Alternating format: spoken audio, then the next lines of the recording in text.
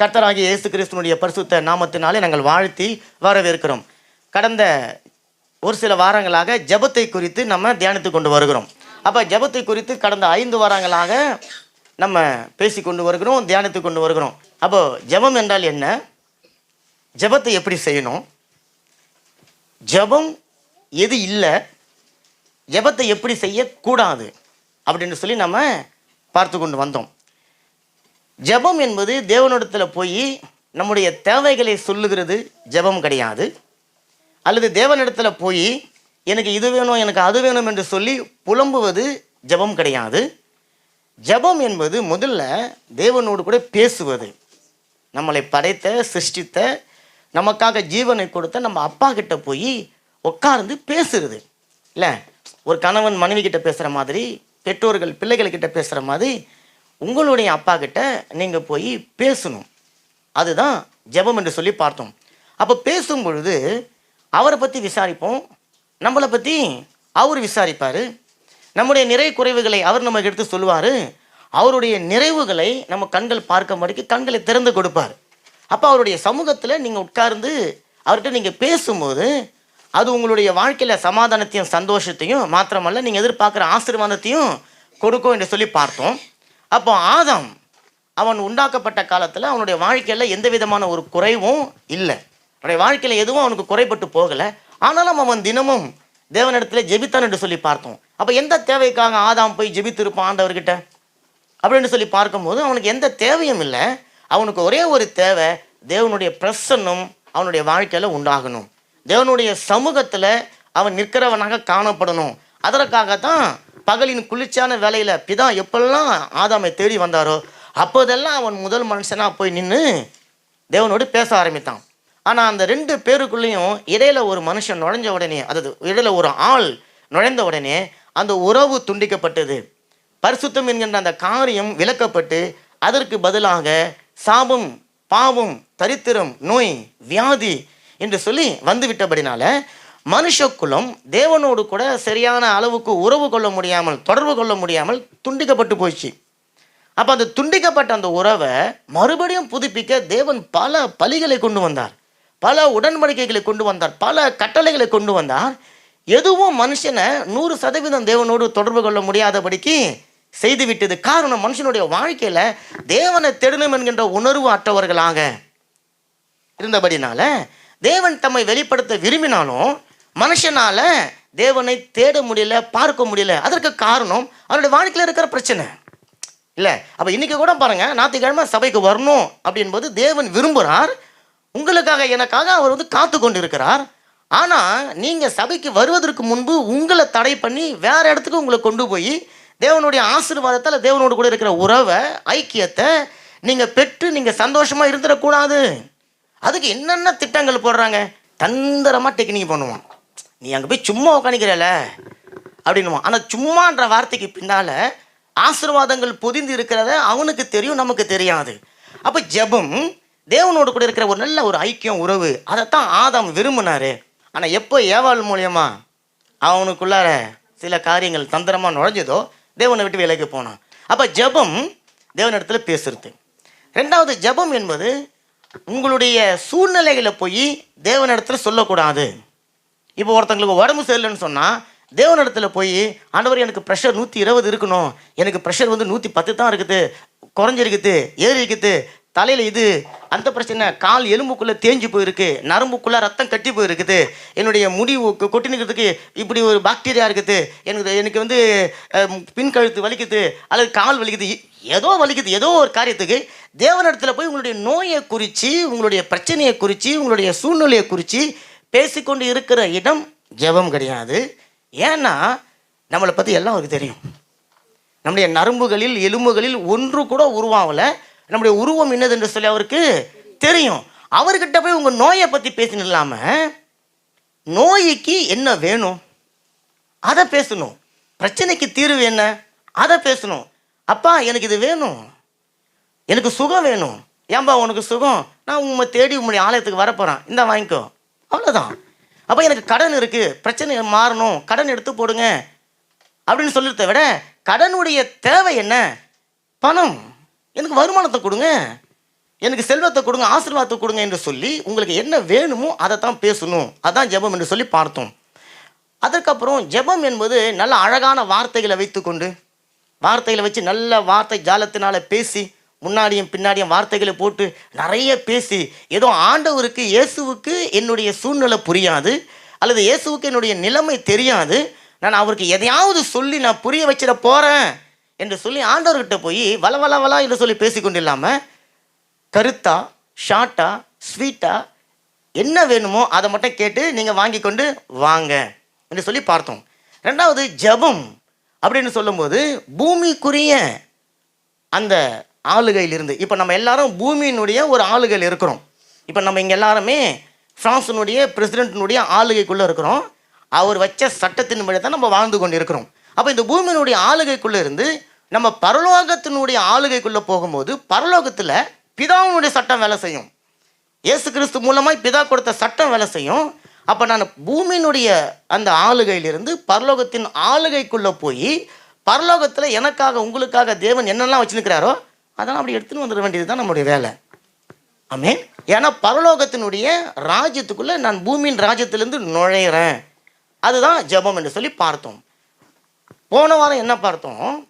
ஜெபம் என்பது தேவன் உங்களுக்காக எனக்காக பதில்களை ஏற்கனவே வச்சுட்டாரு. உங்களுடைய ஜெபத்தினுடைய தேவையான ஆசீர்வாதத்தை வச்சுட்டார். இப்போ ஒருத்தர் பேப்பருக்காக ஜெபிக்கிறார், ஒருத்தவங்க மனைவி வரணும்னு ஜெபிக்கிறாங்க, ஒருத்தவங்க குழந்தைக்காக ஜெபிக்கிறாங்க, ஒருத்தவங்க திருமணத்துக்காக ஜெபிக்கிறாங்க, ஒருத்தவங்க வீடு வேணும்னு ஜெபிக்கிறாங்க. இப்போ நீங்கள் கற்பனை பண்ணி பாருங்கள், இனிமேல் தான் ஆண்டவர் உங்களுக்காக ஒரு வீட்டை கட்ட போகிறாரா? இனிமேல் தான் உங்களுக்கு குழந்தை வைக்க போகிறாரா? இனிமேல் தான் உங்களுக்கு ஒரு பேப்பர் கட்டு செய்ய போகிறாரா? அப்படின்னா கிடையாது. அவர் எல்லாத்தையும் செஞ்சு பதிலை வச்சுன்னு இருக்கிறாரு. அந்த பதிலில் எனக்கு பெற்றுக்கொள்கிறதுக்கு வழி தெரியல, அல்லது அந்த பதில் என் கண்ணுக்கு முன்னாடி இருக்குது, அதை எடுத்துக்கொண்டு வர என்னால் முடியல. காரணம், நான் என்னுடைய பிரச்சனையை பார்த்து கொண்டு இருக்கிறேன், இன்னும் நான் பதிலை பார்க்க ஆரம்பிக்கல. அப்போ ஆண்டவர் சொல்கிறார், உனக்கு நான் ஆசீர்வாதம் வச்சுருக்கிறேன், அந்த ஆசீர்வாதம் உனக்கு வருவதற்கு கிடைப்பதற்கு எது தடையாக இருக்குதோ அதை பட்டு போக செய்யணும் என்று சொல்லி நமக்கு அவர் சொல்லி கொடுத்து அவர் இருந்தார். அப்போ ஜெபம் பாருங்களேன், அது வல்லமை உள்ளது. ஆமென். ஜெபம்னு ஒரு எலக்ட்ரானை விட வல்லமை உள்ளது.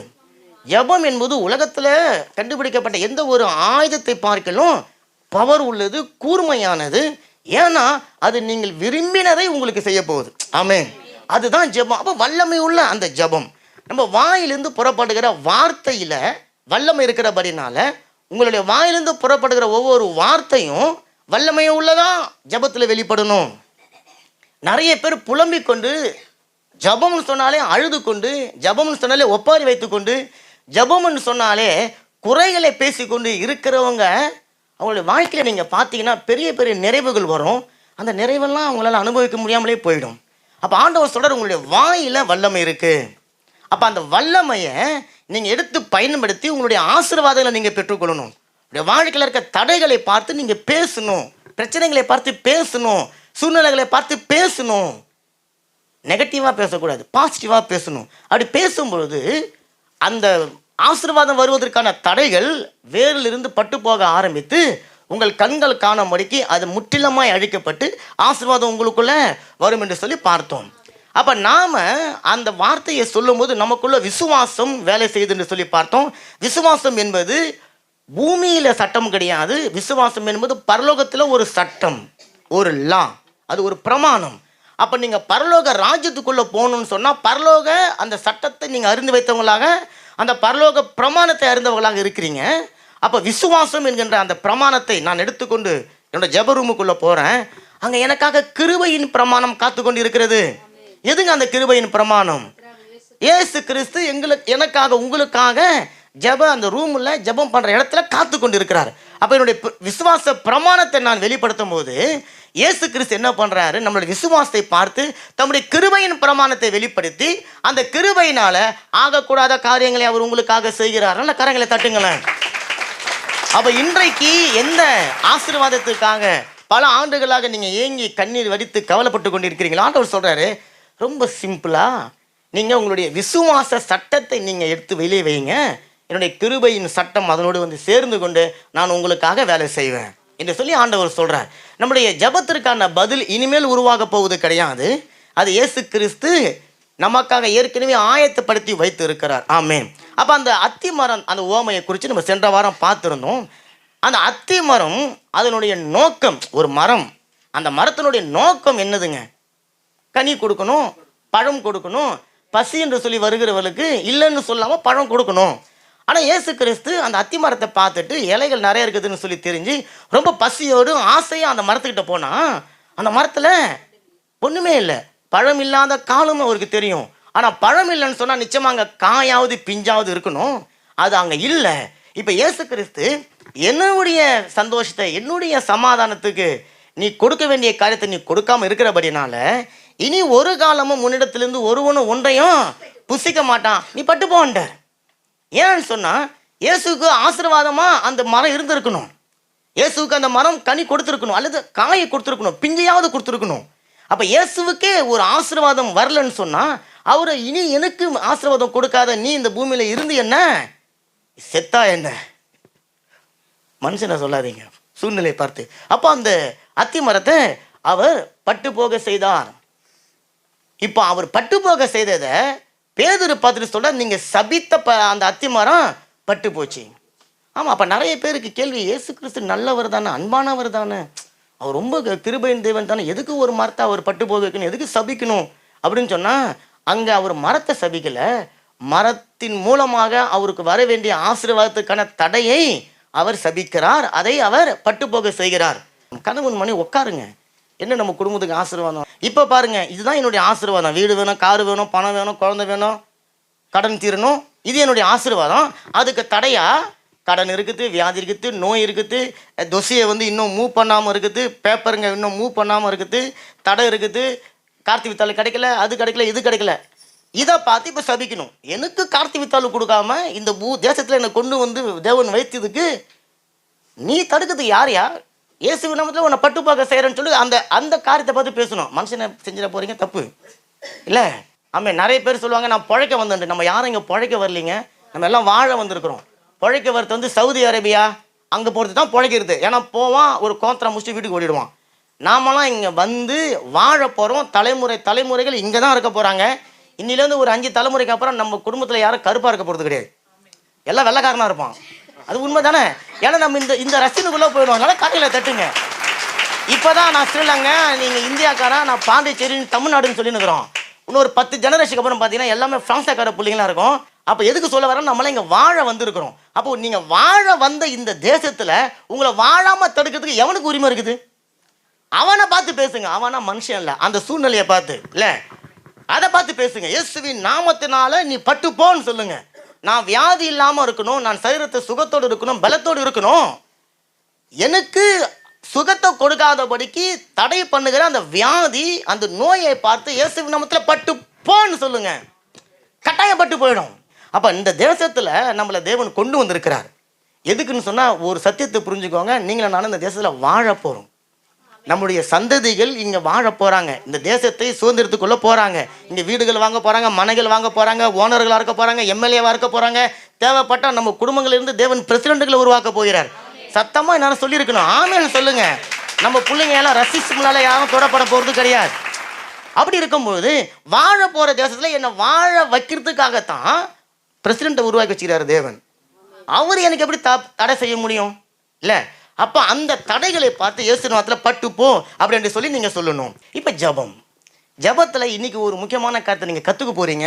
உண்மையாகவே இது உங்களுக்கு ஆசீர்வாதமாக இருக்கும். ஆமென். ஏன் அப்படின்னு சொன்னால், ஆசீர்வாதம் இல்லாத எந்த ஒரு வார்த்தையும் நம்ம இங்கேருந்து பேச போகிறது கிடையாது. அப்போ நம்முடைய வாழ்க்கையில் சொன்ன தேவன் கொடுத்த ஒரு பெரிய ஆயுதம் தான் ஜபம். இப்போ நிறைய பேர் பாருங்களேன், பல மணி நேரம் ஜெபிக்கிறதுக்கு நம்ம ரெடியாக இருக்கிறோம். நிறைய பேர் பல மணி நேரம் ஜெபிக்கிறோம். ஆனால் பயனுள்ள மணி நேரத்தை நம்ம ஜெபிக்கிறோமா? யோசித்து பாருங்க. அப்போ அதனால தான் நிறைய பேர் ஜெபிச்சுட்டு வெளியே வந்த உடனே எதுக்காக ஜெபிச்சிங்க தெரியாது இல்லை. அப்போ இன்றைக்கி ஒரு காரியம் நம்ம கற்றுக்க போகிறோம். நீங்கள் ஜெபிக்க போகிறீங்கல்ல, அந்த ஜெபிக்க போகிறதுக்கு முன்னாடி ஜெபிங்க.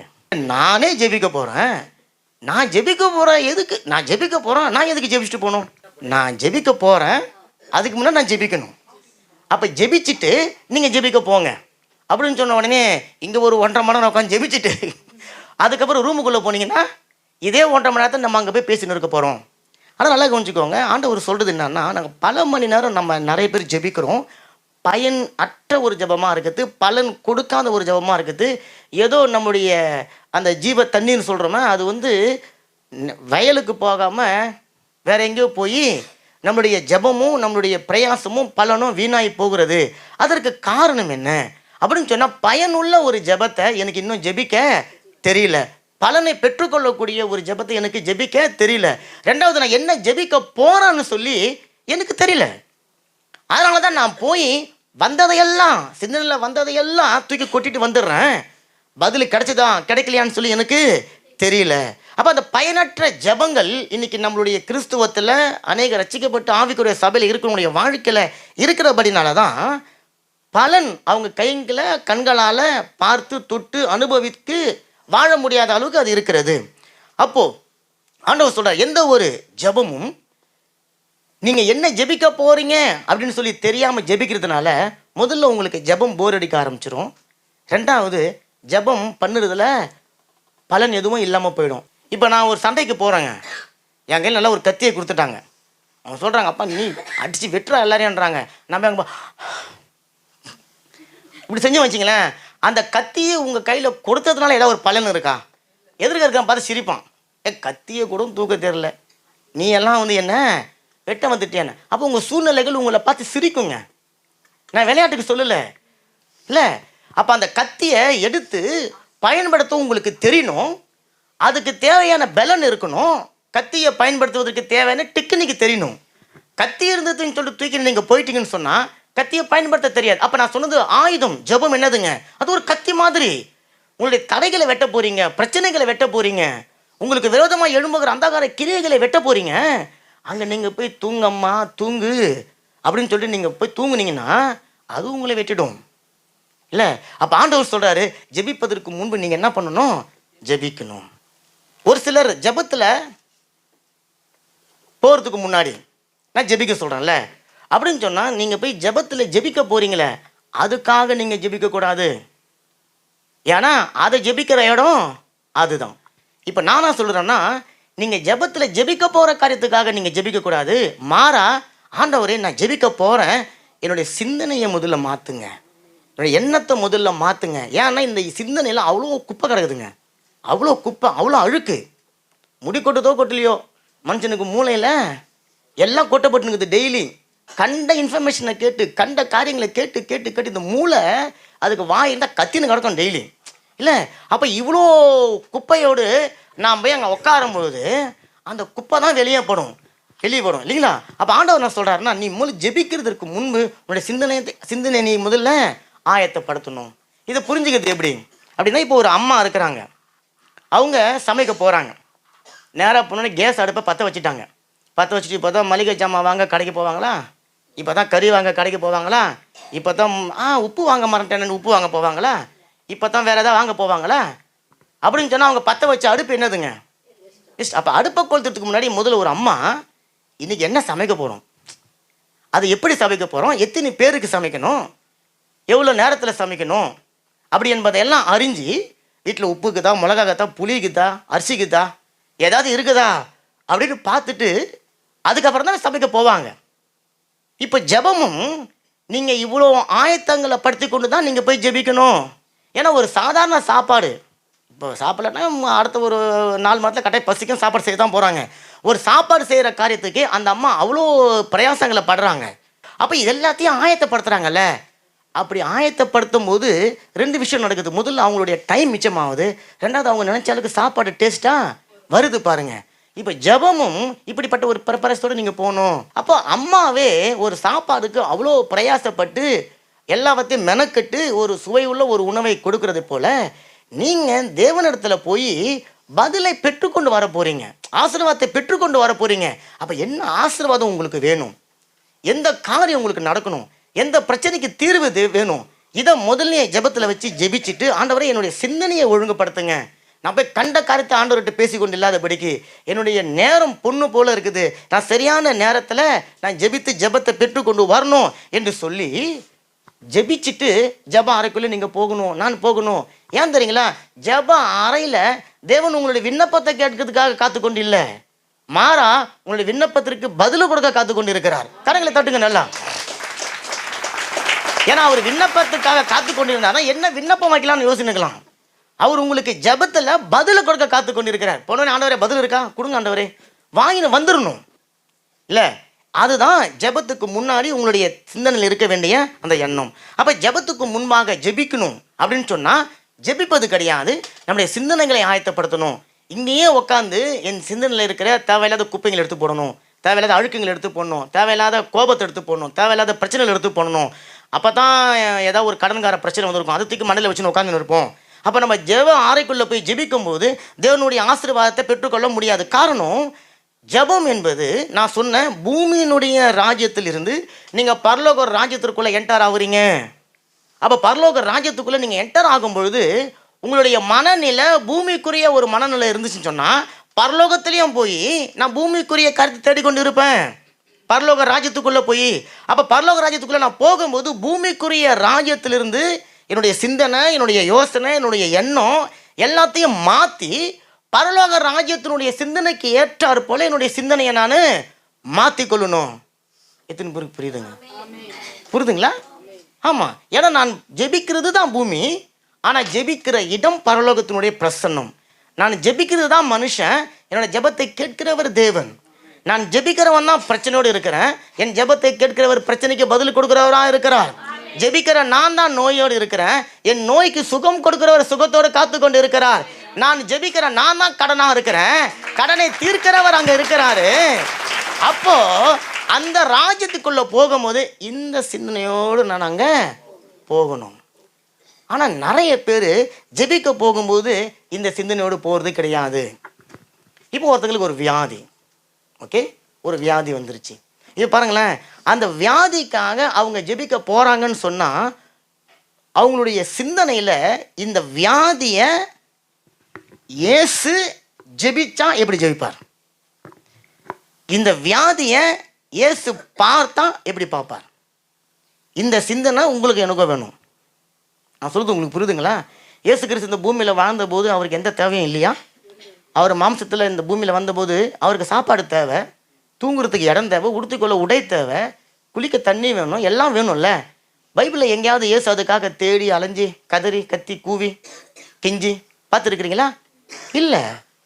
அப்போ அவருடைய தேவைகள் சந்திக்கப்பட்டது இல்லை. எப்படி எப்படி சந்திக்கப்பட்டது அப்படின்னு சொன்னால் அவருடைய தேவைகள் சந்திக்கப்படுவதற்கு இங்கே பார்த்துன்னு இல்லை, அவருடைய தேவைகள் சந்திக்கப்பட இங்கே பார்க்கல, மாற அங்கே பார்த்தாரு. என்னை அனுப்பினவர் சாப்பாட்டுக்காக கஷ்டப்பட என்னை விட மாட்டார், நோயில் என்னை இருக்க விட மாட்டார், பேப்பர் இல்லாமல் என்னுடைய மனைவியோ கணவனோ பிள்ளையோ வரணும் நீ அதுக்காக ஏங்கி தவித்து கதறி அழுது கொண்டு இருன்னு சொல்லி விட மாட்டார். அதை எல்லாவற்றையும் எனக்கு கொடுத்து தான் அனுப்புகிறாரு.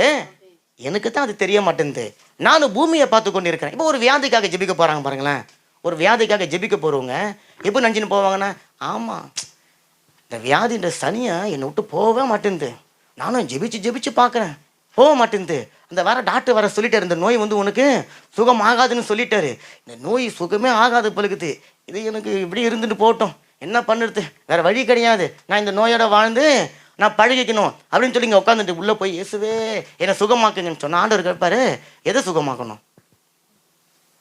நோயை சுகமாக்கணுமா?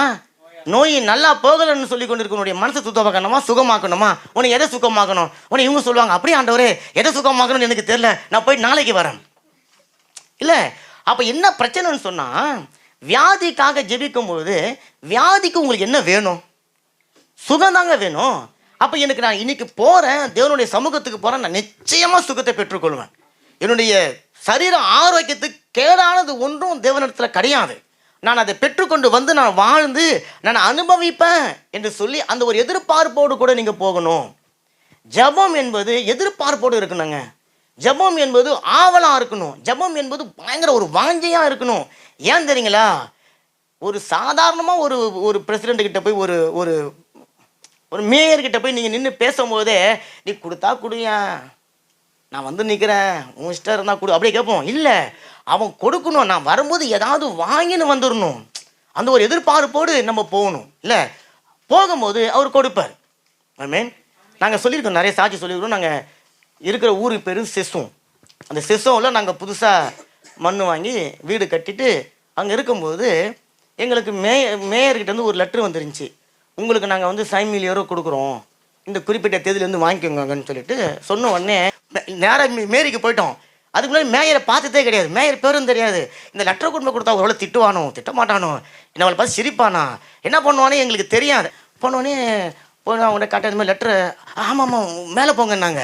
என்னடா அது ஒரே மேலே போய் வச்சு அடிக்க போகிறாங்க அப்படி நினச்சின்னு மேலே போனால் உண்மையிலே மேயருடைய செக்ரட்டரி சொல்கிறாங்க, நீங்கள் தான் என் பேரை சொன்னாங்க, நீங்கள் தான், ஆமாம் வாங்க உங்களுக்காக செக்கில் ரெடியாக இருக்குது, நீங்கள் இந்த கைது போட்டு வாங்கிக்கலாம். நாங்கள் நம்பவே முடியல. சரி ஓகே, இப்போ நேராக உள்ளே போனால் மேயர் வந்தார். மேயர் வந்து கையெல்லாம் கொடுத்துட்டு வினையெல்லாம் சொல்லிவிட்டு அவர் நல்லா பேசுகிறார். பேசிட்டு இந்த என்ன பிரச்சனை அதெல்லாம் வாங்கன்னு சொல்லிட்டு, ஓகே உங்களுக்கு இருந்தாங்க கிஃப்ட்டுன்னு சொல்லி ஒரு 5000 கொடுத்துட்டார். இப்போ அந்த 5000 செக்கு வாங்கிட்டான்ல, இப்போ என் மனசு எப்படி ஒன்று நினைக்கிறீங்க? இப்போது முன்னாடி எனக்கு ஆவல் இல்லை, ஆனால் அந்த செக்குன்னு ஒன்று கையில் கொடுத்த உடனே எனக்கு ஆர்வமும் ஆவலும் ஒரு உறுதியும் வந்துருச்சுல்ல. அதே போல் அதை ரசிக்கப்படுவதற்கு முன்பு அந்த செக்கை கண்ணால் பார்க்காத வாழ்க்கை தான் எனக்கும் உங்களுக்கும். ஆனால் ரசிக்கப்பட்டுட்டீங்க, இப்போ உங்களுக்கு ஒரு நிச்சயம், இப்போ ஒரு உறுதி. என்னுடைய ஜெபத்தை கேட்கிறவர் மேயர் கிடையாது, என்னுடைய ஜெபத்தை கேட்கிறவர் மெய்யர். மெய்யர் மெய்யர் மெய்யரானவர். என் ஜெபத்தை கேட்கிறவர் இல்லை சொல்ல மாட்டார். தேவன்கிட்ட எந்த ஒரு காரியமும் நோ கிடையாதுங்க. எந்த ஒரு ஜெபத்துக்கும் தேவனிடத்தில் நோ கிடையாது. நிறைய பேர் சொல்லுவாங்க அவர் நோ சொல்லுவார், அவர் வந்து எஸ் சொல்லுவார், அவர் உய் நோன்னு சொல்லிட்டு போவார். அதெல்லாம் ஆண்டவர்கிட்ட கிடையாது. எல்லா ஜெபத்துக்கும் பதில் எஸ் தான், ஆமேன் தான் சொல்லுவார், ஓகே தான் சொல்லுவார். ஆனால் அது உனக்கு இப்போ தேவையா தேவையில்லையான்னு தான் அவர் முடிவு பண்ணுவார். ஆமேன். அவர்கிட்ட நோன்னு சொல்லக்கூடிய எந்த விதமான பதிலுமே கிடையாது. உங்களுக்கு குழந்தை பிறக்கணுமா? ஆமாம் பிறக்கும், ஆனால் நீ 13 வயசில் போய் பிள்ளை கேட்டினா கொடுத்துருவார் ஆண்டவர், அப்போ வெயிட் பண்ணுவார். இல்லை 90 வயசில் போய் எனக்கு குழந்தை பிறக்கணும்னு ஒரு ஆயா விரும்புதுன்னு சொன்னால் ஆண்டவர் கொடுத்துருவாரா? கொடுக்க மாட்டார். அப்போ குழந்தை பிறக்கணும் என்பது ஆண்டவர்கிட்ட உயிர் தான், ஆனால் அது உனக்கு இப்போ தேவையா தேவையில்லையா அதை அவர் முடிவு பண்ணுவார். இல்லை அப்போ ஆண்டவர்கிட்ட எல்லா ஜெபத்துக்கும் பதில் என்னதுங்க? ஆமாம். இப்போ கணவன் மணி கல்யாணம் பண்ணியிருக்கிறாங்க, அவங்களுக்கு குழந்தை வேணுமானா ஆண்டு வெயிட் பண்ணுங்க, நான் யோசனை பண்ணுறேன், உங்களுக்கு வேணுமா வேணாமா, ஜனத்தொகை ஏறி போச்சு, ஃப்ரான்ஸில் வர ஏறி போச்சான், நீங்கள் கொஞ்சம் குறைங்க அப்படி சொல்ல போகிறாரு. உயிர் தான், எஸ் தான், போங்க என்ஜாய்.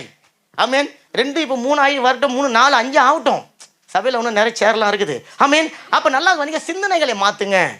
ஆமீன். போகும்பொழுது நிறைய பேர் தீர்மானம் எடுத்து ஜெபிக்க போயிருப்பாங்க தெரியுங்களா? என்னன்னு எடுத்துருப்பாங்க தீர்மானம்? ஐயா எங்கேருந்து கிடைக்க போகுது, இல்லை இது எங்கேருந்து எனக்கு கிடைக்க போகுது. அந்த ஆண்டவர் கடவுளை எல்லாருக்கும் கொடுக்குறாரு, எனக்கு மட்டும் கொடுக்க மாட்டுறாரு. ஒருத்தவங்க சொன்னாங்க நான் ஆண்டவர் மேலே கோபமாக இருக்கிறேன். ஏன் ஆண்டவர் மேலே கோபமாக இருக்கிறீங்க? அவர் எனக்கு ஒன்று செய்யலை. நான் சொன்னேன் உங்களுக்கு ஒன்று தானே செய்யலை, ஆனால் 1000 செஞ்சுருக்கிறாரு, அதுக்கு நன்றி சொன்னீங்களா? அப்படியா, எதுக்கு செஞ்ச நன்றி சொல்லணும்? நீ உயிராக இருக்கிற போது அதுக்கு நன்றி சொல்லு.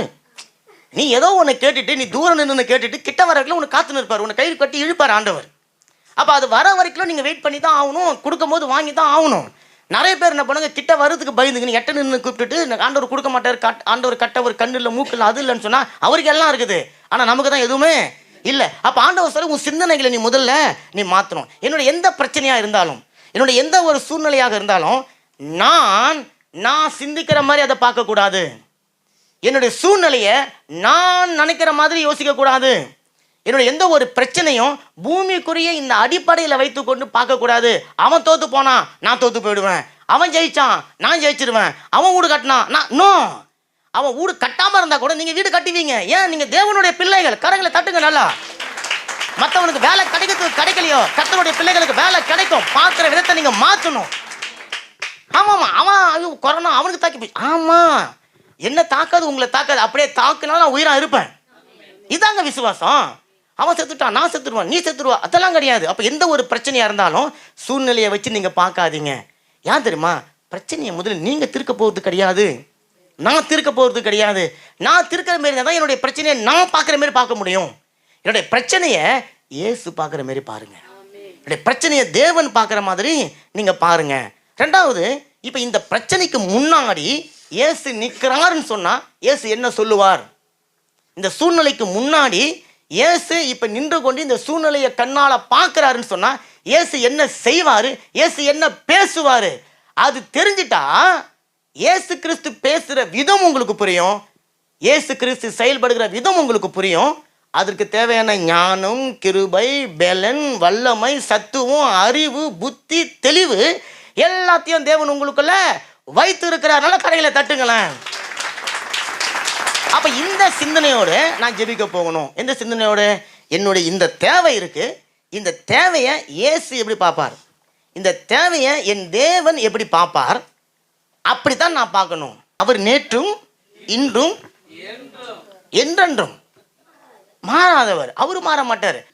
அவருக்கு என்னைக்குமே இருக்கிறவராகவே இருக்கிறவர்.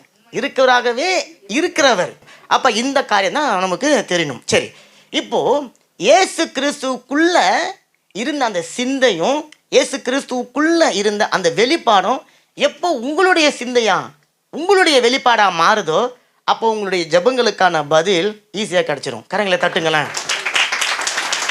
எந்த ஒரு சூழ்நிலையாக இருந்தாலும் ஒரு நம்மளை வச்சு பார்க்காதீங்க. ஏன்னா நமக்குள்ளே நிறைய பலவீனம் இருக்குது, நமக்குள்ளே நிறைய வீக்னஸ் இருக்குது. அப்போ பிசாசு என்ன பண்ணுவோம், அந்த வீக்னஸை பார்த்து தட்டி விட்டுருவான்.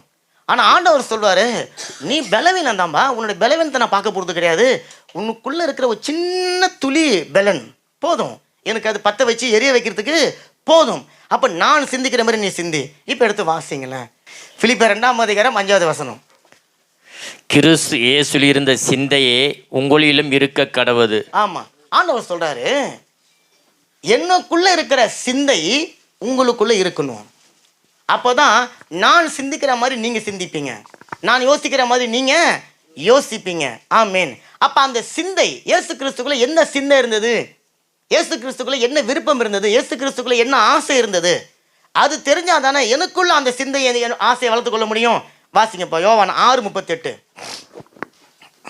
Car je suis descendu du ciel pour faire non ma volonté mais la volonté de celui qui m'a envoyé. அந்த யோவான் 6:38 சொல்லுது, என் சித்தத்தின்படி அல்ல, என்னை அனுப்பினவருடைய சித்தத்தின்படி செய்யவே நான் வானத்திலிருந்து இறங்கி வந்தேன். இயேசு கிறிஸ்துவுக்கு இந்த பூமியில வாழ்ந்த போது நல்ல ஒரு காரியம் தெரியும். அது என்ன தெரியுங்களா, நான் என்னுடைய விருப்பத்துக்கு என்னுடைய சித்தத்துக்கு நான் எதையும் செய்ய போகிறது கிடையாது. என்னை அனுப்பினவ எனக்குள்ள எல்லாத்தையும் வைத்து என்னை அனுப்பியிருக்கிறபடினால நான் செய்கிறது எல்லாமே தேவன் செய்கிற ஒரு காரியம். ஆமேன். அப்போ இயேசு கிறிஸ்து பூமியில வாழ்ந்தபோது எந்த ஒரு சூழ்நிலையும் அவர் இயேசுவாக இருந்து பார்த்தது கிடையாது. நான் சொல்லுது, மாம்சத்தில் வெளிப்பட்ட மனுஷகுமாரனாகிய இயேசுவாக எந்த ஒரு சூழ்நிலையும் இயேசு கிறிஸ்து பார்த்தது கிடையாது. எந்த ஒரு சூழ்நிலைக்கும் முன்பாக இயேசு நின்று தன்னுடைய இயலாமையை நினைத்து கொண்டது கிடையாது. எந்த ஒரு சூழ்நிலைக்கும் முன்பு இயேசு கிறிஸ்து யாருக்கிட்டே பர்மிஷன் வாங்க வேணும் என்கிற நோக்கத்தோடு இருந்தது கிடையாது. அவர் அந்த சூழ்நிலையை எப்படி பார்த்தாருன்னு சொன்னா, பிதாவாகிய தேவன் அந்த சூழ்நிலையை எப்படி பார்த்தாரோ அதே போல தான் இயேசு கிறிஸ்து இந்த பூமியில அந்த சூழ்நிலையை அவர் பார்த்தார். ஆனா கிரியை செய்தது பிதா கிடையாது, கிரியை செய்தது பிதா செய்வதை போல இயேசு கிறிஸ்து கிரியை செய்தார். புரியுதுங்களா உங்களுக்கு?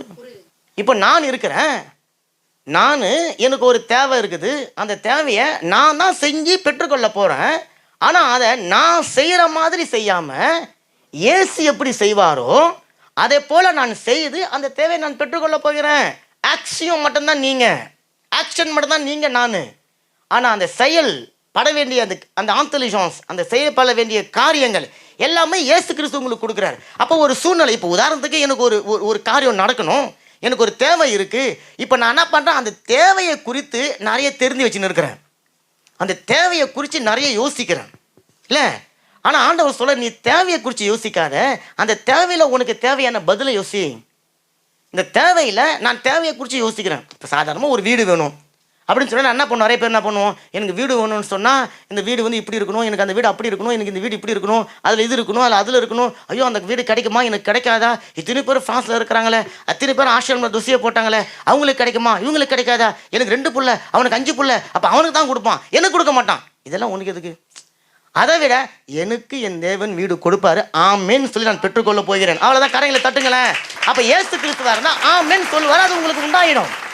இப்போ பிரச்சனையை தேவையை குறித்து நிறைய யோசிக்காம தேவையில் உங்களுக்கு வர வேண்டிய பதிலை பெற்றுக்கொண்டோன்னு சொல்லி விசுவாசிங்க. இப்போ இயேசு எப்படி கொடுப்பாரு, அவர் எப்படி கொடுத்தா உங்களுக்கு என்ன, எனக்கு என்ன, எனக்கு தேவை என் கையில் நான் அதை பார்க்கணும். இந்த ரியாலிட்டிக்குள்ளார நம்ம போக மாட்டோம். நாம் என்ன பண்ணிடுறோம், மனுஷ ரீதியாக பூமியில் எல்லாரும் செயல்பட்டு தோத்து போனால அவனை பார்த்து உட்காந்து இருக்கிறோம் இல்லை. ஜெயிச்சவனை பாருங்க, அவனை தோத்து போவான். ஆனால் ஜெயிச்சு தோக்காத ஒருத்தர் தான் இருக்கிறார். தோல்வி அவருடைய வாழ்க்கையில் கிடையாதுங்க. அவரை நோக்கி பாருங்க, யாருங்க அது? அவ்வளோதாங்க, யூத கோத்திர சிங்கங்க. அவரை பார்த்தீங்கன்னா உங்களோட வாழ்க்கையில் நீங்கள் ஃபெடப்பாகவே மாட்டீங்க, நீங்கள் வந்து சோர்ந்து போகவே மாட்டீங்க, உங்களுடைய வாழ்க்கையில் ஜெயம் உண்டாகும். ஆமேன். அப்போ இயேசுவுக்கு தெரியும், நான் பூமியில் செஞ்ச காரியம் எல்லாமே நான் செய்கிற மாதிரி செய்யல, மாறா பிதா எப்படி செய்வாரோ அப்படி நான் செஞ்சேன். ஆமென். அது விளக்குறதுக்காக ஒரு வசனம், யோவான் 5:19 டக்குன்னு வாசிங்க. அப்பொழுது இயேசு அவர்களை நோக்கி, மெய்யாகவே மெய்யாகவே நான் உங்களுக்கு சொல்லுகிறேன், பிதாவானவர் செய்ய குமாரன் காண்கிறது எதுவோ அதையே அன்றி வேறொன்றையும் தாமாக செய்ய மாட்டார். அவர் எவைகளை செய்கிறாரோ அவைகளையே குமாரனும் அந்தபடியே செய்கிறார். நல்ல கரங்களை தட்டுங்களேன். இப்போ பூமியில இருந்து மனுஷனா இருந்த இயேசு கிறிஸ்து ஒரு அற்புதம் செஞ்சார், ஒரு அதிசயம் செய்தார், ஒரு பிசாசு பிடித்தவங்களை விடுதலையாக்கினார், ஒரு நோயை உள்ளவங்களை குணமாக்கினார். அது இயேசு செய்கிற மாதிரி செய்யாம பிதா எப்படி அதை செய்வாரோ அப்படி இயேசு செஞ்சார். அதே மாதிரி என்னுடைய தேவைகளை நான் தான் செய்ய போகிறேன். ஆனால் நான் மாதிரி செய்யாமல், நான் எனக்கு ஒருத்தர் கற்றுக் கொடுத்துக்கிறாருல்ல, எனக்கு ஒருத்தர் மாடல் இருக்கிறார்ல, அவர் மாதிரி நான் செய்ய போகிறேன். ஆனால் அது நான் செய்யலை, அவர் மாதிரி நான் செய்கிறேன். உங்களுடைய சிந்தனையில், என்னுடைய சிந்தனையில் நானாக இருந்து ஒரு காரியத்தை செய்யக்கூடாது, நானாக இருந்து அந்த காரியத்தை ஃபேஸ் பண்ணக்கூடாது, நானாக இருந்து அந்த காரியத்தை நடத்தக்கூடாது. நானாக செய்ய போகிறேன். ஆனால் இயேசு இருந்து அந்த காரியத்தை எப்படி செய்வாரோ அப்படி செய்ய போகிறேன். அதை புரிய வைக்கிறதுக்காகத்தான் இப்போ வாசித்த அந்த யாக்கோபு எடுத்துக்கொள்ளுங்க. யாக்கோபு 5ஆம் அதிகாரம், யாக்கோபு 5ஆம் அதிகாரம் எடுத்துக்கொள்ளுங்க, 13-15. தம்பி வாசிக்கிறா இருப்பாங்க. Quelqu'un parmi vous est-il dans la souffrance qu'il prie? Quelqu'un parmi vous est-il dans la joie qu'il chante des cantiques? Quelqu'un parmi vous est-il malade qu'il appelle un ancien de l'église et que l'ancien prie pour lui et l'oignant de l'huile au nom du Seigneur? La prière de la foi sauvera de la maladie et le Seigneur le relèvera, et s'il commet des péchés, il lui sera pardonné. Amen. இந்த வசனம் சொல்லுது பாருங்களேன். யாக்கோபு 5ஆம் அதிகாரம் 13-15. உங்களில் ஒருவன் துன்பப்பட்டால் ஜெபம் பண்ண கடவன், ஒருவன் மகிழ்ச்சியா இருந்தால் சங்கீதம் பாட கடவன். உங்களில் ஒருவன் வியாதிப்பட்டால் அவன் சபையின் மூப்பர்களை வரவழைப்பானாக, அவர்கள் கர்த்தருடைய நாமத்தினாலே அவனுக்கு எண்ணெய் பூசி அவனுக்காக ஜெபம் பண்ண கடவார்கள். அப்பொழுது விசுவாசம் உள்ள ஜெபம் பிணியாளி ரட்சிக்கும், கர்த்தர் அவனை எழுப்புவார். அவன் பாவம் செய்தவனானால் அது அவனுக்கு மன்னிக்கப்படும். இங்கே நான் கொஞ்ச நேரத்துக்கு முன்னாடி சொன்ன பாருங்களேன், என்னுடைய சிந்தனையிலிருந்து, என்னுடைய மனநிலையில இருந்து நான் ஒரு காரியத்தை செய்யறதுக்கு முயற்சி செய்யக்கூடாது, நான் தான் செய்ய போகிறேன். ஆனால் அதை எனக்கு முன்னாக செய்து காட்டின இயேசு கிறிஸ்துவை போல் நான் செய்ய போகிறேன் அப்படின்னு சொல்லி பார்த்தோம். இங்கே நல்லா பாருங்களேன், உங்களில் ஒருவன் வியாதிப்பட்டு இருந்தால் இல்லைங்களா. இப்போ இங்கே ஒரு குறிப்பிட்ட ஆளை சொல்லுது, ஒருத்தருக்கு உடம்பு சரியில்லாமல் போயிடுச்சு. அப்போ அந்த ஒருத்தவர் என்ன பண்ணணுமா, மூப்பர்களை வரவழைக்கணுமா, அப்படித்தானே வசனம் சொல்லுதுங்க. அப்போ யார் வியாதியாக இருக்கிறாங்களோ அவங்க மூப்பர்களை வரவழைக்கணும். ஏன் வியாதியாக இருக்கிறவங்க ஃபோன் பண்ணி மூப்பரை கூப்பிடணும்? ஏன் அவங்க அண்ணன் கூப்பிடக்கூடாதா, அவங்க தம்பி கூப்பிடக்கூடாதா, மாமன் கூப்பிடக்கூடாதா, பெரியம்மா பெரியப்பா, ஏன் அப்பா அம்மா கூப்பிடக்கூடாதா? வசனம் சொல்லுது, உங்களில் ஒருத்தன் வியாதிப்பட்டு இருந்தால் அவன் தான் மூப்பரை கூப்பிடணும். இப்போ இந்த மூப்பர்னு சொல்லுது, மூப்பராக இருக்கலாம், ஆனால் அந்த மூப்பர் வந்து பாஸ்டர், சபையினுடைய பாஸ்டரை கூப்பிடணும்.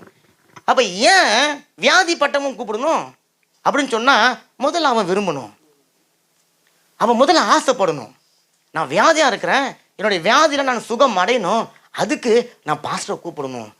பாஸ்டர் வந்து ஜெபிச்சார்னா நான் சுகம் அடைவேன். ஆனால் என்ன பிரச்சனை தெரியுங்களா, நிறைய பேருக்கு சுகம் ஆகக்கூடாது அப்படின்ற எண்ணம் தான் நிறைய பேருக்கு இருக்குது. நீங்கள் நம்புறீங்களும் நம்பலையும், நிறைய பேர் சுகமாக விரும்புவது கிடையாது. ஏன் தெரியுங்களா, முதல்ல அந்த சுகத்தை பெற்றுக்கொள்ள அவங்க விரும்புவது கிடையாது. ரெண்டாவது, சுகத்தினுடைய மேன்மையை விட நோயினுடைய காரியங்களை அவங்க மண்டை அதிகமாக யோசனை பண்ணி வச்சிருக்கு. நீங்கள் தூங்கி எழுந்த உடனே உங்களுடைய சிந்தனையில் ஃபஸ்ட்டு வர காரியங்க இல்லை, நீங்கள் காலை தூங்கி எழுந்த உடனே ஃபஸ்ட்டு உங்கள் சிந்தனையில் வர காரியம் தான் அந்த நாள் ஃபுல்லாக உங்களை ஆளுக செய்யும். எத்தனை பேர் நம்புறீங்க? எதிர்க்கும் போது எனக்கு நீ தலைவலின்னு சொல்லி பாருங்களேன், அந்த தலைவலி உங்களை விட்டு போகவே போகாது கடைசி வரைக்கும். ஆமென். அப்போ காலையில் நீங்கள் எந்த சிந்தனையில் ஏறுறீங்களோ அந்த சிந்தனை தான் நீங்கள் நைட்டு படுக்கிற வரைக்கும் உங்களுக்கு ஆளுகை செய்து கொண்டு இருக்கும்.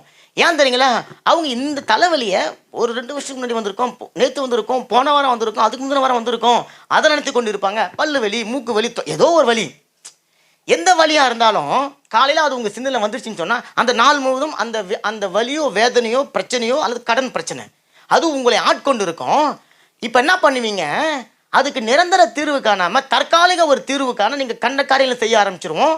அந்த கண்ட காரியங்கள் ஏற்கனவே உங்களுடைய தேவைக்கு பதில் கிடைக்க வேண்டிய சூழ்நிலைகளை மாற்றி தாமதப்படுத்தி உங்களை அவ்வளோதான். அப்போ ஆண்டவர் சொல்கிறார், முதல்ல நீ விரும்பு. கடன் பிரச்சனை தீரணுமா? விரும்பு. குழந்தை பிறக்கணுமா? விரும்புங்க. இல்லை உண்மை தானே? கல்யாணம் ஆகணுமா? விரும்புங்க. வேலை செய்யணுமா? விரும்புங்க. மனைவி வரணுமா? கணவன் வரணுமா? புள்ள வரணுமா? பொண்டாட்டி வரணுமா? முதல்ல விரும்புங்கப்பா. நீ விரும்பாம உன்னுடைய வாழ்க்கையில் என்னுடைய வாழ்க்கையில் தேவன் நினைச்சா கூட செய்ய முடியாது. காரணம், அவர் ஜென்டில்மேன். நீ விரும்பாத ஒன்று உனக்கு கொடுத்துட்டு அவர் உட்காந்து கவலைப்பட்டுக்கிறதுக்கு எதுக்கு உனக்கு கொடுக்கணும்? ஏன்னா கத்தி கொண்டு அழுது கொண்டு கூவி கொண்டு இருக்கிற எத்தனை பேர் இருக்கிறானே. அப்போ முதல்ல விரும்பணும். அப்போ அந்த விருப்பம் நோய் நல்லா போகணும் என்பதை விட நோயை நல்லா ஆக்கக்கூடிய தேவனை நான் தேடணும்.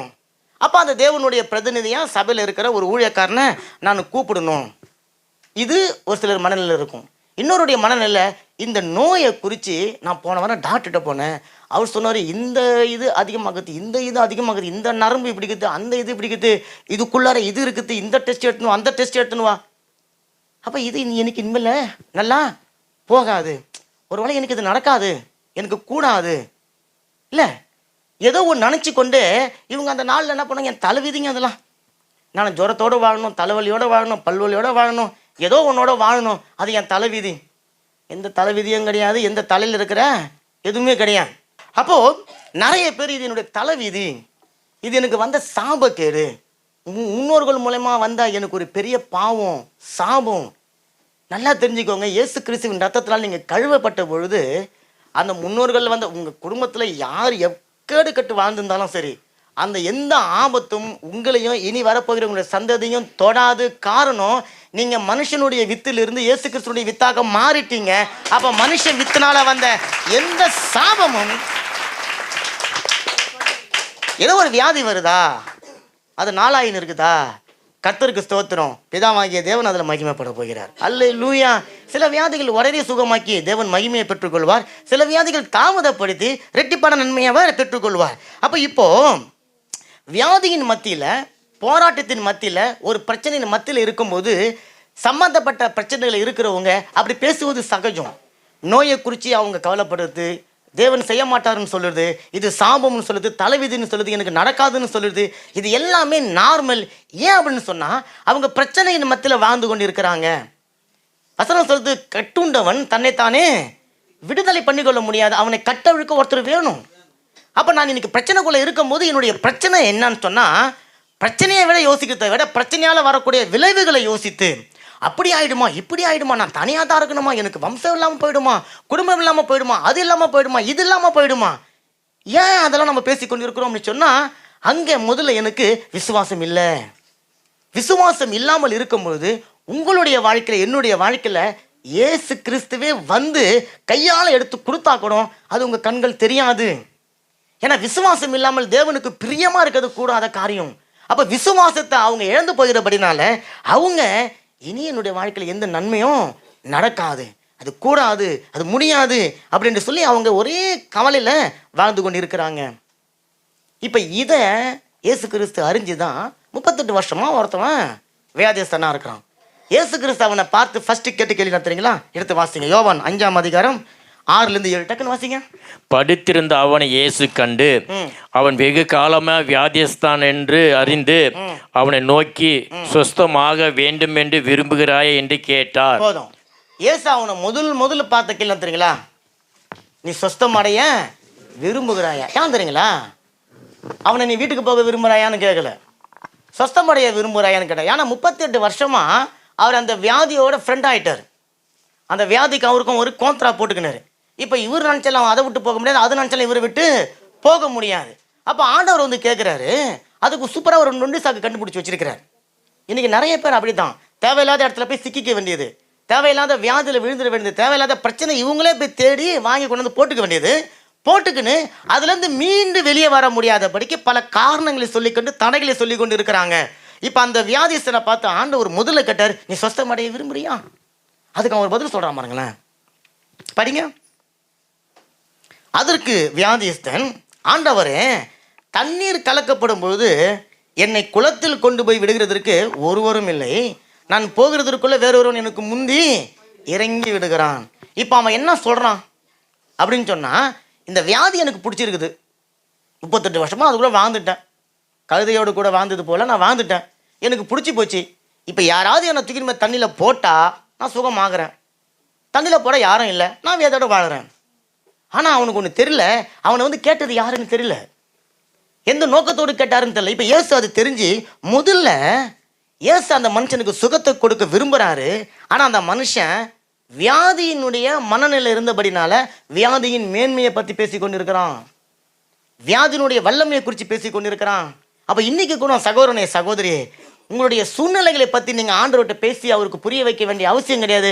காரணம், அவர் எல்லாவற்றையும் அறிந்தவர்.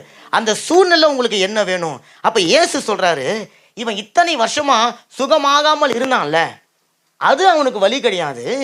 மாறா அவன் சுகம் ஆகாமல் இருந்ததுக்கு அவன் மனநிலை மாறாமல் இருந்ததில்ல, அதுதான் அவனுடைய வாழ்க்கையில் வலி. என்னுடைய வியாதியை சுகமாக்காத இயேசு எனக்கு எதுக்கு? என் நோயை குணமாக்காத இயேசு எனக்கு எதுக்கு? இயேசுன்னு சொன்னால் என்னுடைய வாழ்க்கையை மாற்றணும். சரி, இது ஒரு பக்கம். ரெண்டாவது, இயேசு சொல்லி திருந்தாத நான் இருந்து என்ன பண்ண போகிறேன்?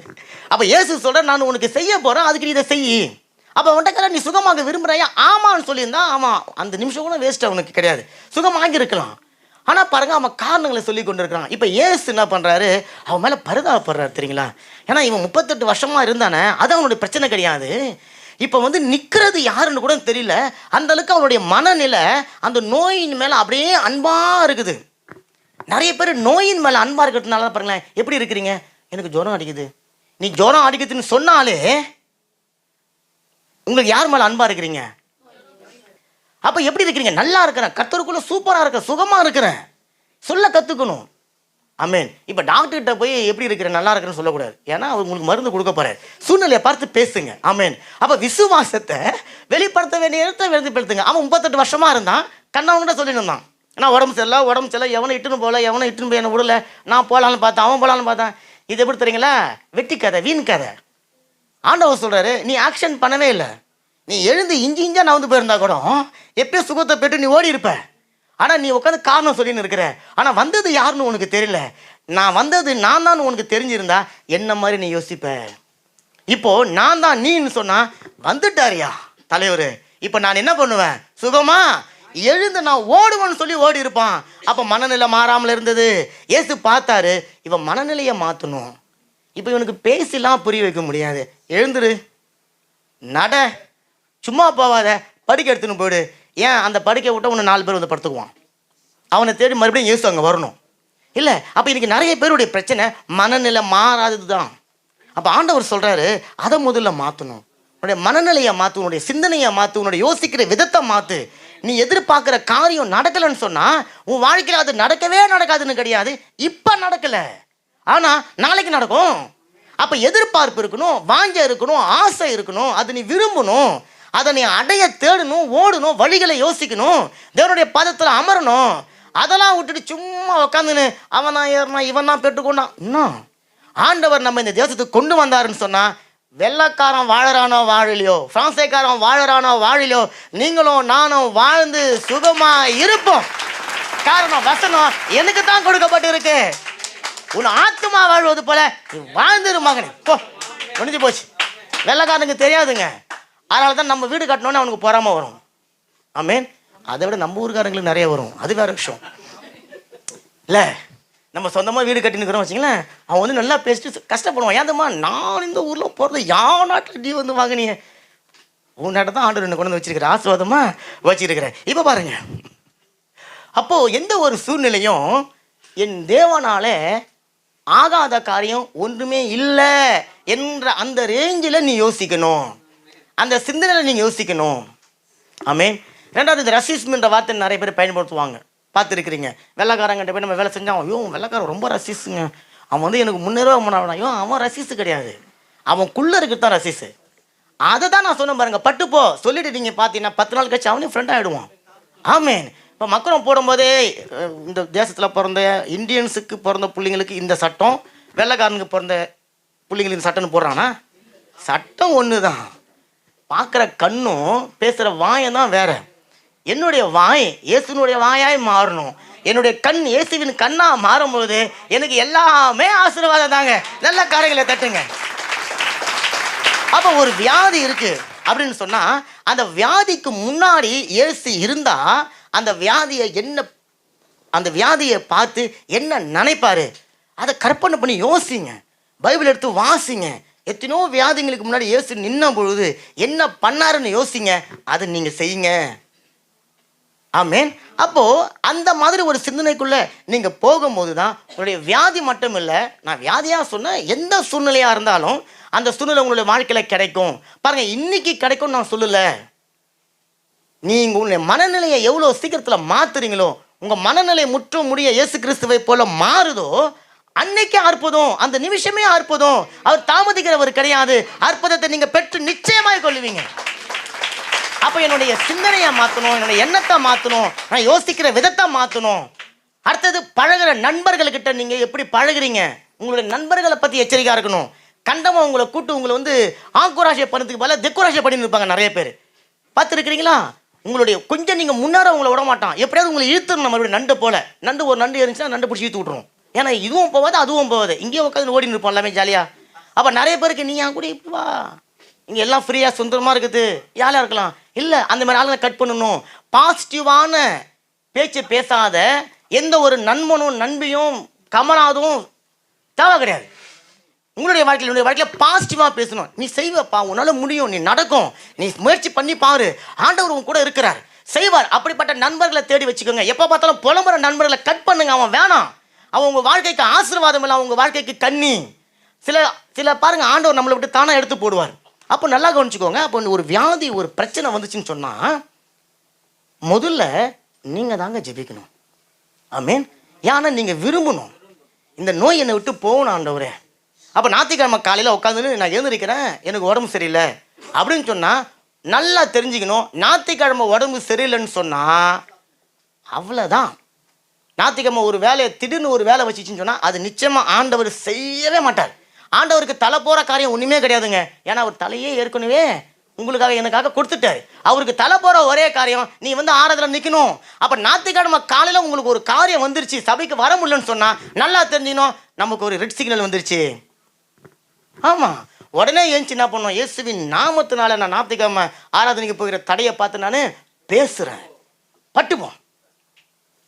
வேற யாராவது விரும்பி நிற்பாங்க, அவங்ககிட்ட போன்னு சொல்லி நீங்கள் அந்த ஜுரத்தோடய எழுந்துச்சு நீங்கள் குளிச்சுட்டு நீங்கள் கிளம்பி சபையில் உக்காந்து பாருங்க.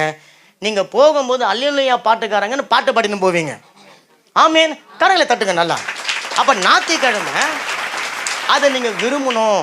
ஆராதனைக்கு போகணும்னு விரும்பணும், தேவனுடைய பிரசனத்துக்கு நான் போகணும்னு விரும்பணும், தேவனை தரிசிக்கணும்னு சொல்லி நான் விரும்பணும், அவரை நான் பார்க்கணும்னு சொல்லி நான் விரும்பணும். ஏன் தெரியுங்களா? இது எல்லாமே இயேசுக்குள்ளே இருந்தது. இயேசு எப்போ நான் பிதா கிட்ட போவோம், எப்போ பிதா கிட்ட போவோம், எப்போ பிதா கிட்ட போகணும் ஏங்குன்னு இருந்தது போல உங்களுடைய ஏக்கம் இயேசுவை பார்க்கணும்னு போகணும். நீ நோயை பார்த்தீங்கன்னா நோயை ஒன்று ஆளுக செய்யும்.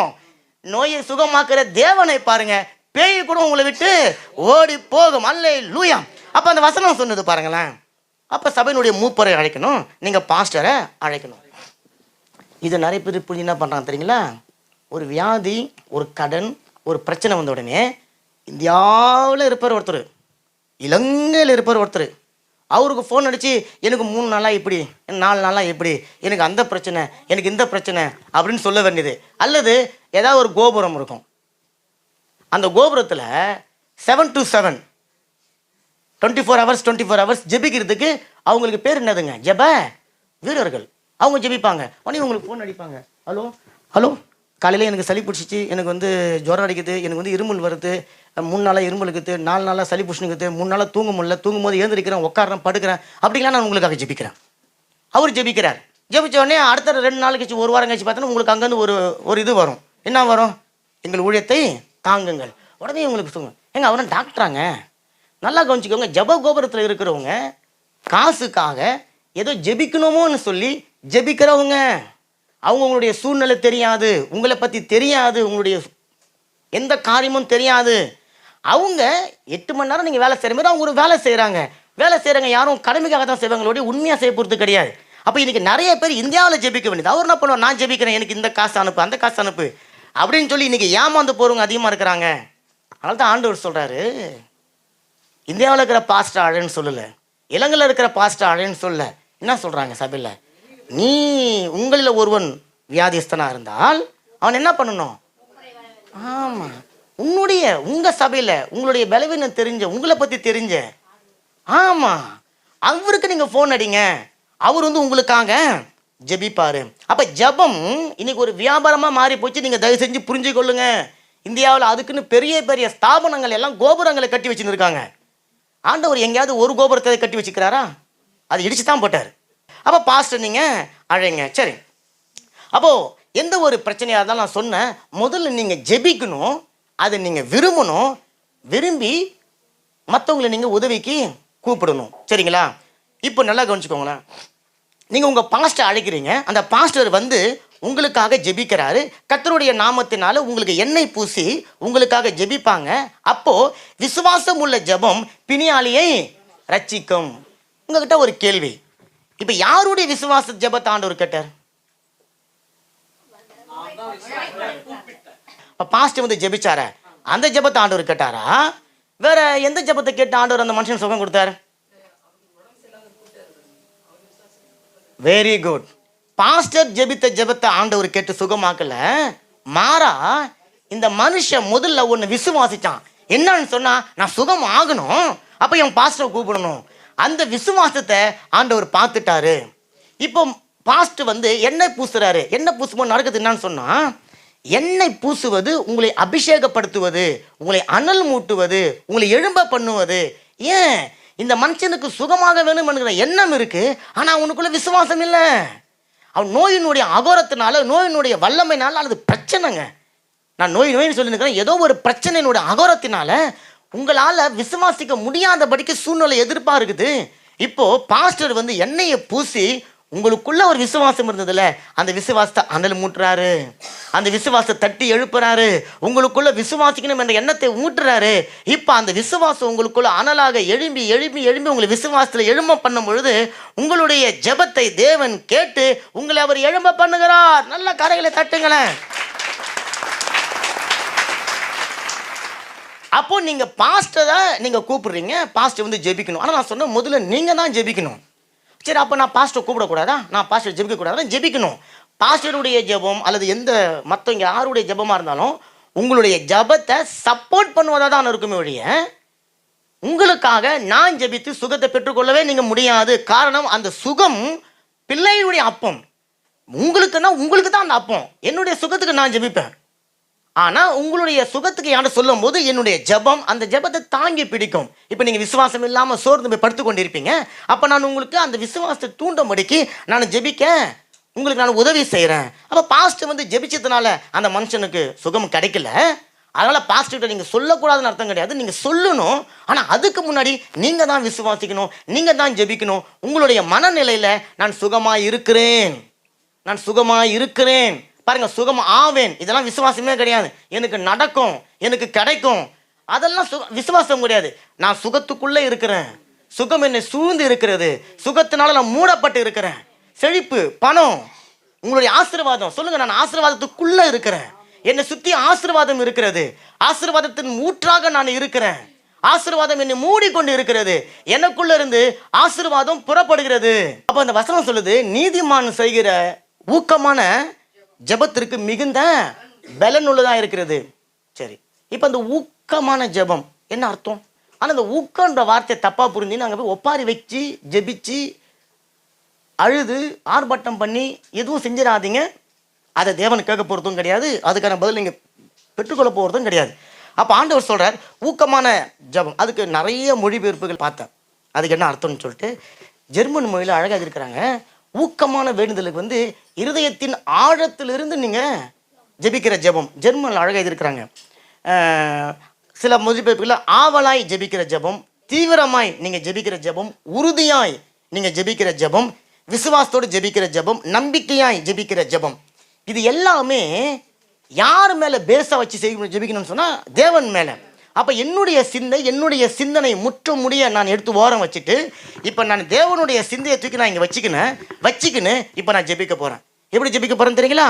எடுத்து வாசிப்போம். யோவான் 11ஆம் அதிகாரம் அதனுடைய 42, 43. நீர் எப்பொழுதும் எனக்கு செவி கொடுக்கிறீர் என்று நான் அறிந்திருக்கிறேன். ஆனாலும் நீர் என்னை அனுப்பினதை சூழ்ந்து நிற்கும் ஜனங்கள் விசுவாசிக்கும்படியாக அவர் நிமித்தம் இதை சொன்னேன் என்றார். இவைகளை சொன்ன பின்பு லாசருவே வெளியே வா என்று உரத்த சத்தமிட்டு கூப்பிட்டார். ஆண்டவர் இங்க ஜெபித்த ஜெபம் தான் ஊக்கமான ஜெபம், எதிர்பார்ப்போடு ஜெபிக்கிற ஜெபம், ஆவலா ஜெபிக்கிற ஜெபம், இருதயத்தின் ஆழத்திலிருந்து ஜெபிக்கிற ஜெபம். 4 லைன் தாங்க, ஷார்ட் அண்ட் ஸ்வீட். அந்த வசனத்துக்கு முன்னாடி வசனம் 41 பாருங்க. பிதாவே நீர் எனக்கு செவி கொடுத்த படியினால் உம்மை ஸ்தோத்தரிக்கிறேன். பதில் கிடைச்சிருச்சு இங்கே ஜெபத்துக்கு. அவர் என்ன கேட்க போறாரோ பதில வாங்கிட்டாரு. வாங்கினு இப்ப நன்றி மாதிரி சொல்றாரு. இது எவ்வளவு பெரிய ஒரு ஜெபம் தெரியுங்களா? இதுதான் ஊக்கமான ஜெபம். இந்த ஜெபத்தை ஜெபிக்கிறதுக்கு முதல்ல இயேசு கிறிஸ்துவனுடைய மனநிலை இயேசு கிறிஸ்துவை போல இருக்கக்கூடாது. தப்பா புரிஞ்சுக்காதீங்க. மாம்சத்தில் வெளிப்பட்ட மனுஷனா இருக்கிற இயேசு கிறிஸ்துவை போல யோசிக்க கூடாது. ஏன்னா 4 நாள் அழிவு போன பணத்துக்கு முன்னே இயேசு நிற்கிறாரு. எந்த ஒரு மனுஷனுக்கும் நிச்சயமாகவே நம்பிக்கை இல்லாத ஒரு சூழ்நிலை. இப்போ இயேசு என்ன பண்றாருன்னா, இயேசுவை போல சிந்திக்காம இயேசுனுடைய மனநிலை பிதாவை போல இருக்கிறது. பிதாவினுடைய சிந்தனையில இல்லாதவைகளிலிருந்து ஒன்றை உருவாக்கினவர், மண்ணை எடுத்து மனுஷனை உருவாக்கினவர், மனுஷனுடைய விலாவு எலும்பை எடுத்து ஒரு மனுஷனை உருவாக்கினவர், மரித்து போய் 4 நாள் ஆனாலும் அவனுக்குள்ள மறுபடியும் ஜீவனை கொடுத்து உயிரடைய செய்ய முடியும் என்று சொல்லி 100% மேல பிதாவை போல இயேசு விசுவாசித்து இயேசு கிறிஸ்துவாக செயல்பட்டார். கரைகளை தட்டுங்களேன். இப்ப விசுவாசிச்சாரு, ஆர்வமா இருந்தாரு, ஆவலா இருந்தாரு, எதிர்பார்ப்போடு கடையை பார்த்து சொல்றாரு, லாசருவே வெளியே வா. சொன்ன உடனே அந்த செகண்ட் கூட காத்துன்னு இல்லை, உடனே ஏஞ்சி வெளியே வந்துட்டான். இப்ப இந்த ஜெபம் தான் ஊக்கமான ஜெபம். அப்ப இந்த ஜெபத்தை ஜெபிக்கிறதுக்கு நான் என்னுடைய மனநிலையோட போகணும்னு சொன்னா ஊக்கமான ஜெபம் எனக்குள்ளேருந்து வராது. மாறாக சோர்வான ஜெபம் தான், புலம்பலான ஜெபம் தான். ஏதோ இருக்கிறான் பாஸ்டர், ஏதோ நாங்கள் வாழ்ந்து கொண்டு இருக்கிறோம், ஏதோ இருக்கிறோம் பாஸ்டர். நீ ஏதோ இருக்கிறதுக்காக நீ இந்தியாவிலே இருந்துட்டு போ, நீங்கள் ஃப்ரான்ஸுக்கு வராத. இல்லை, எப்படி இருக்கிற? எப்படியோ இருக்கிறேன். நீ எப்படியோ இருக்கிறதுக்கு நீ ஏன் கிறிஸ்தவனா இருக்கிற? எப்படி வேணா இருந்துட்டு போ. கிடையாது, இப்படித்தான் வாழணும்னு சொல்லி இயேசு சொல்லிட்டு போகிறார். எத்தனை பேர் எப்படி வாழணும்னு கேள்வி கேட்டாங்க. இயேசு மட்டும்தான் எப்படி வாழணும்னு வாழ்ந்து காட்டினார். அப்போ அந்த இயேசுவை ஒருத்தவன் ஃபாலோ பண்ணணும்னு சொன்னா அவனுடைய வாழ்க்கையில் அவன் வாழ்ந்திருப்பான், அவன் செழித்து இருப்பான், அவன் நீடித்து இருப்பான். ஆண்டவர் சொல்றாரு, என்னை விசுவாசிக்கிறவன் செத்தே போனாலும் என்னதுங்களா, நீ செத்து கூட போப்பா. என்னதுங்க, என்னை விசுவாசிக்கிறவன் மரித்தாலும் பிழைப்பான், பிழைத்திருப்பான். நான் செத்து போகக்கூடிய சூழ்நிலை கூட இயேசுவே நான் பிழைத்திருப்பேன் நீ சொல்லி பாருங்களேங்க, மரணம் கூட உங்கள் வாழ்க்கையில ஆசீர்வாதமாக மாறும். எந்த நிற்போம்.